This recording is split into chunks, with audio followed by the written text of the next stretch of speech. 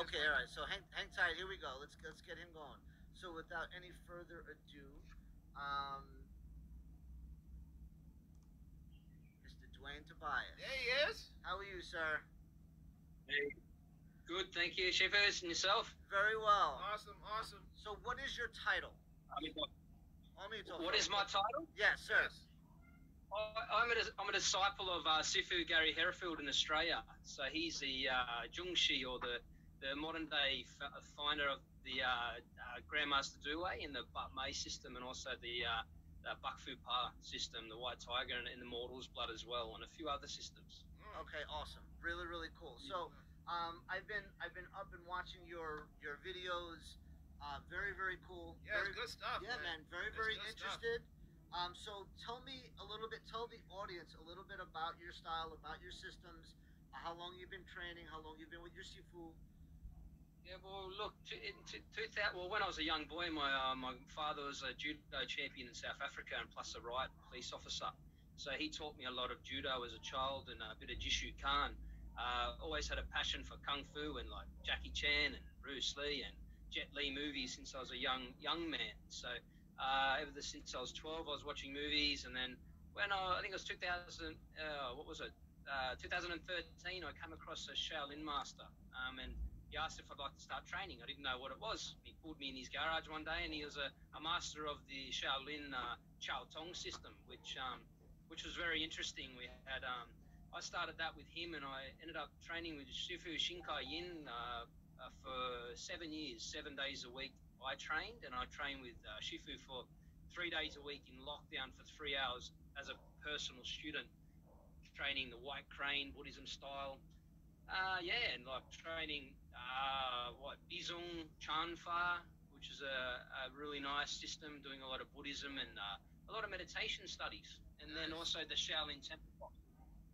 Yeah, so I fell in love with that, and Shifu was trained by Jet Li's master in the foothills of China, which was awesome. So all my movies and my stories and my life journeys come true all in that one moment. Shifu, so. Yeah, I would say so. That's cool. That's very, very cool. That's cool. Very interesting. Yeah, so but from then on, I ended up, things parted a little bit. I had children, and Shifu couldn't find the time to really train me.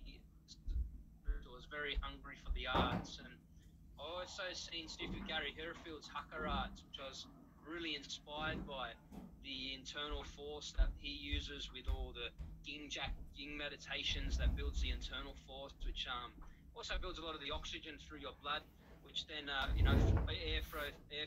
flow through your nervous system, which is really great for building your internal Ying, which is like Yao Gong. They call it Fa Jing in Shaolin, yes. But we call it Ying in arts. So he brought my power out, and it forever will be honing those skills, and it's based on the Yao Gong, which is the flexible power. Hence my Shifu Gary is a Yalkomon master since the age of. He started training at 15 and in Sydney, and he trained with pure Chinese people that didn't speak English. So he was Australian kickboxing champion at 15, Australian Hapkido champion for the Olympics at 16, and he's forever trained the arts and went in and out of China and been a man to his word. So I've been under Shifu Gary now as his senior disciple, with a small handful of the Warrior Buddha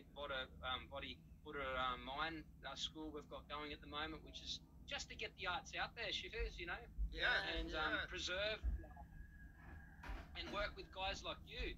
Seeing what you guys do, it's always inspired me. Real power and hitting pads and hitting bags. The forms are, they're great, but it doesn't really always show our full maximum power or ging, So I see that we've got to hit bags, we've got to spar, we've got to do all that stuff to really develop our power, and all of our power is based on using the roller bars. I've seen some of that stuff, man. That stuff is badass. That stuff is hard. That stuff is hard. Yeah. And just doing like conditioning with two-man jongs and stuff, and sparring like you guys do, and it's very important. And then we've got the Red Dragon Heigung, which is like the Shaolin 8 pieces of brocade, so to speak. We utilize the Red Dragon Negung for spinal health purposes.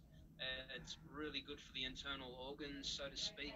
And yeah, I'm only really an apprentice, and my years have just begun. I think We uh, we very very we uh, we we um, we bring in the Sherpa Lohangung, which is the 18 hands of Lohan for our qigong, and that's something that it just flows very well wow. with our Shaolin system. So just super, Excellent. yeah, yeah. So it's been really good. It's been a great journey. So far, been training for 40 years now.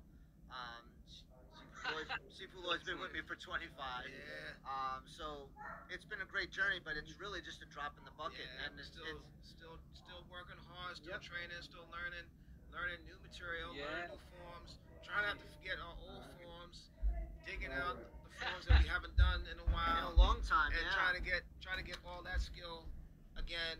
So Yeah. you acquire the skill, and then you put it in your back pocket, and then you want to go over it again. Like this past Saturday, we were going over the Guangdao Yeah. form again, and the first kick, you were like, nope. I was like, all right, it's been a little while since I did it, So then because I had to show the younger brothers, and so I had to boom, pop it out there and show them how to wield the weapon properly. So if you don't wield the weapon properly, you can hurt yourself. And we got mats in here, so that thing can be like swing, swing. Yeah, destroying all the mats and stuff like that. Yeah. So what I like right now is another fellow martial artist who's excited about his style. Yes. He's excited about training. man, and Because I can see it. I'm looking at your face, and you're talking about, and he's got this look. He's like, Yeah, he's got excited. this look on it. He's excited about his training, and that's what we want. That's what we like. We like people who are excited about their style, excited about their training, talking about the realism of their training, what they have to do, hitting bags, sparring, and things like that. Because a lot of times people put that on the back burner. They say, oh, you'll get to that. You'll get to that. So let me ask you. So let me ask you a question. I'm sorry, brother. So you've been training for how long? I'd say 9 years solid. Okay, so 9 years solid. I think I've missed 3 days in 9 years. So in 9 years of training, you already know the importance of beyond forms, form and function, hitting the bag, working the jaw, sparring, and that to me is so much on the right path of training. You're so much on the right path, and you can see it in your training. Every day you're training, and you're always putting up new videos all the time. So now I'm like, I gotta put up some more videos. Well, look, sometimes I might overflood that, but I think Nah. I need to be my own individual, know who I am as a person, and there's no other system out there better than any other system. The proof is in your results. Yeah, I think so. Yes. And that's exactly right. Yes. That's exactly right. So my thing is, I would encourage you to put more stuff out there, because we live in an age, the information age, and we're dealing with younger people who, have their face in that thing 24/7, and they have to know about the styles. They have to 100%. know. They have to know what styles, what they're looking at. They should be able to determine, oh, that's Bak Mei, just by looking at it. Oh, that's Shaolin, just by looking at it. And the only now in the 21st century, 2021, I feel like they're only gonna see it if we put up the content online, so they can actually see what it looks like, how it works, and things like that. What's your take on that? I think that it's fantastic, and you've got to take criticism from people, and as long as they're kind within their words. We're only here, we're only human for one lifetime. We can always improve, so I think why not jump on, if you know the traditional arts and you keep it as traditional as you can, elbows in, so to speak, with our system, and grounding energy from the power, from the ground, and drawing that through your circles, and using your squares and everything. And there's just, you've got the mantis systems that's different to us. That's more hanging power. We've got the real flexible power, and I think that Sifu Gary's just done the system incredible justice, with his. And if he's wrong, he always wants someone to try to teach him otherwise. And having a master to reflect on that, it gives me a great, it gives me a great sense of calmness to be your own person and not have too much ego. And I think, you know, with these arts, communicate with each other. You know, like, it's not about who's going to kill the next person first. It's not about, we're not living in a dynasty these days. You know, we're here to work as a family. Yes. Yeah, I agree. You know? I agree. Yes. I agree. So, in Australia, is there a lot of competition as far as martial arts schools go, or are there not as many as? Yeah. Well, these days, if you Greg, there's a lot of MMA and a lot of Muay Thai and a lot of ego in the city, and which is fine. And there's like, oh, Muay Thai would beat Kung Fu, and I said, well, that's not about that. It's about the meditative side, and it's about your soul and your health and your fitness, and really, if you train by the right Shifu and the right arts, you're forced to be messing with. We're not going to be fighting in the streets anyway. We're just lucky we're able to defend ourselves, you know, and then as soon as I open my school in Wollongong, in the city that I live, it's going to be nice for the kids and then good for the minds of people. You know, I want to know what I'm talking about before I'm a certified Shifu. I don't want to be just given a certificate and pretending to be a Shifu, you know? Yeah. Wow. There are people out there calling themselves Shifu after like training for 3 years or 4 years. Yeah. And here you are 9 years later, you're And training. you say, I ain't ready. And Wow. yeah, and that's, you know what, I That's- think that's admirable. That's Wow. admirable because you're taking the high road and you're working your skills. So when you're out there and you're doing your thing, you're confident and knowing.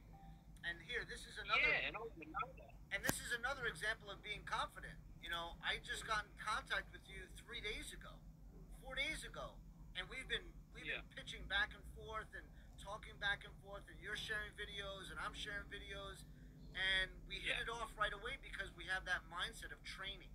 Training, Yeah, absolutely. you know, training makes the spirit And stronger. I look at your footage and both you guys, and I see, that's cool. That's how you step, or that's great. That's what my Shifu tells me. And you can see the spirit in both of your eyes. You know, like you've got the complete circle of it, which is great for me because it can make me calm within, meditate on it, and then get up the next day and keep on pushing. You know. Yeah. Yeah. You know, there's not many. We have Sydney, where Shifu Gary was like started.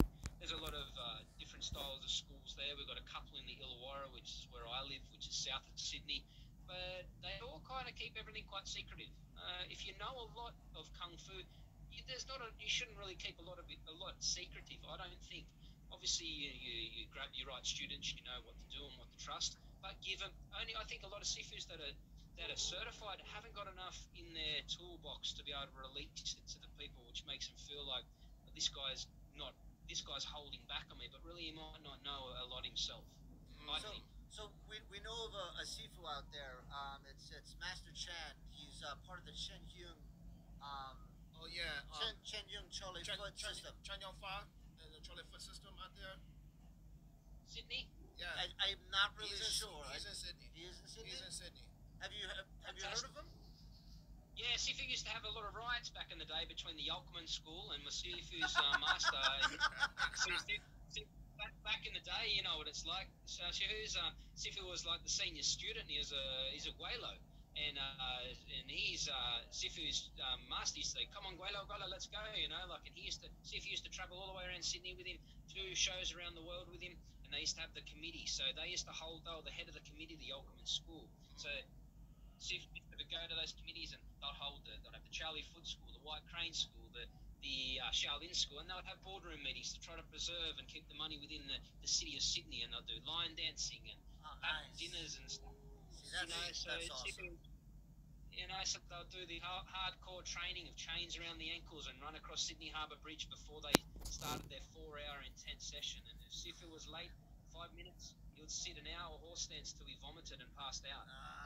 And then all day Shifu used to sit there wagging school and sit there with his master and learn medicine and Chinese medicines and how to heal people and stuff, which is a blessing, you know.